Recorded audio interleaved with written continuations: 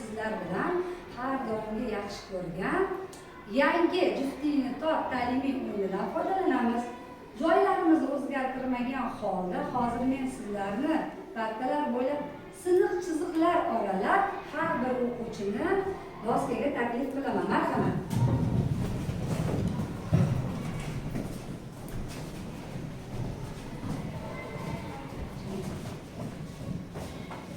Chiqdilaring, juda ham to'g'ri bajardilaring. Rahmat.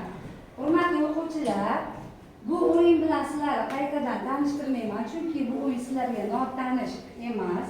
Doim foydalanganmiz. Shuning uchun tartib qoidalarini qayta eslatmayman. Hozir hammalaringga topshiriqlar va yangi juftingiz yozilgan qog'ozlarimiz tayyor. Bittadan olib, hamma o'z yangi juftini topsin. Marhamat.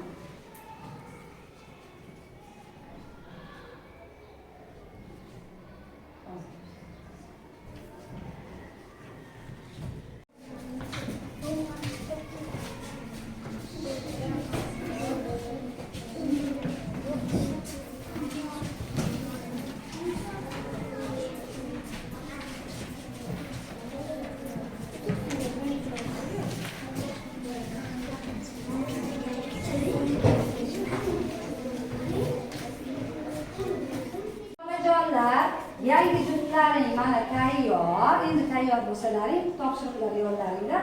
Marhamat, topshiriqlarni bajarishni boshlaymiz.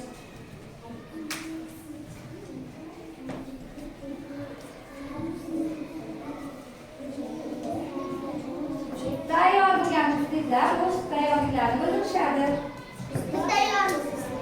Demak, yaxshi juda ham juftliklarimiz tayyor. Marhamat, eshitamiz. Bir nuqtadan chiquvchi ikki nurdan hosil bo'lgan geometrik shakl burchak deb ataladi.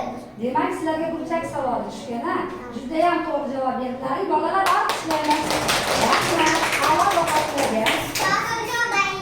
Demak, Gulasalxon juftliklar, marhamat.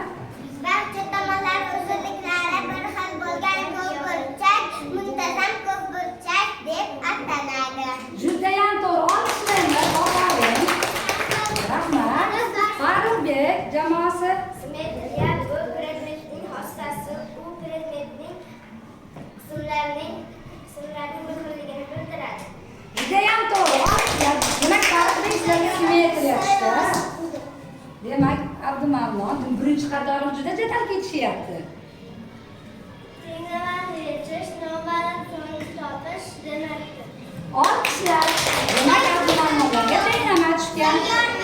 Demak, shunday berdilar jamoasi. Sonlar va amal belgilaridan tashkil topgan matematik ifodalar sonli ifodalar deb ataladi. Ularning qiymati hisoblash mumkin, hisoblash natijasi sonli ifodalarni qiymati deb ataladi. Demak, sizlarga sonli ifodalar tushgan. Ofarin.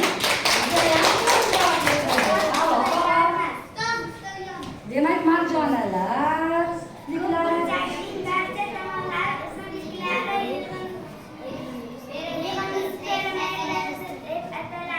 demak, sizlarga perimetr tushgan. Juda ham to'g'ri javob berding. Olqishlar.